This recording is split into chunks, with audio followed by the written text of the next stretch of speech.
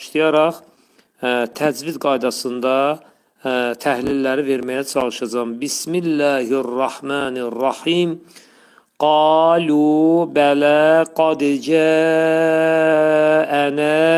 nəzirun fəkəzzəbnə və qulnə mə nəzzəlallahu min şey.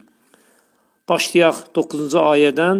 Qalu, qa iki səs qədər qaldıracaq. Qaf hərfindən sonra təbi məddə hərf gəlir.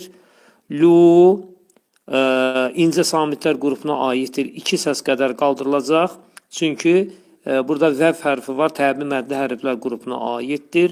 Demək, qa da, lu da ikisi də iki səs qədər qaldırılacaq. Qalu, bələ, bələdə ləm hərfindən sonra yə gəlir və təbi məddi hərflər qrupuna aid olduğuna görə yə iki səs qədər bələ kəlməsi qaldırılır. Bələ, qadicədə, qadicə, burada qaf hərfi demək dolu oxunacaq, qalın oxunacaq. Dəl